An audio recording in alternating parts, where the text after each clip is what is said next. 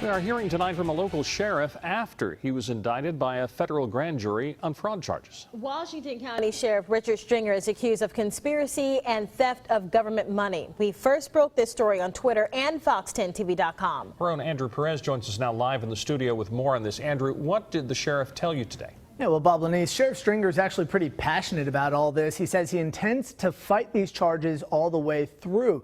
A conviction on any of them would force him out of office and possibly land him in prison. He's confident, though, that it won't get to that point. They're accusations that many around Washington County say they just can't get past. Just an outstanding fellow, and I couldn't imagine anything like that he would be doing. A federal grand jury indicting longtime Sheriff Richard Stringer on fraud charges. The indictment claims Stringer conspired to fraudulently get Social Security benefits for one of his employees. The citizens of this county know what I represent, what I stand for, and they know that this is a case that carries little merit. Stringer told us today he couldn't go into too much detail because of the pending case.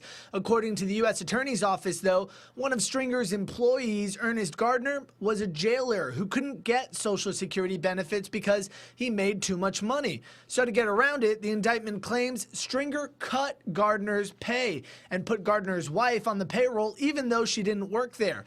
Over time, the indictment claims the pair fraudulently got more than $6,000 through the scheme. The Gardners both pled guilty to the charges. I've never gained anything out of this. I had no knowledge of any of this, and there was no gain for me. I would never want to jeopardize my position. Now, the sheriff tells me he's not going to let these allegations disrupt his job. He says he's been serving this county for several years, has no intentions to resign. In fact, he says he plans to seek re-election. The 67-year-old says he has dedicated much of his life to public service.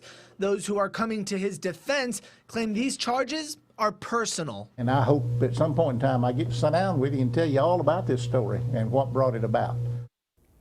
And now the indictment also alleges that the sheriff approved numerous timesheets for the jailer's wife, Marilyn Gardner. We posted that full indictment for you on our website. And of course, we'll continue to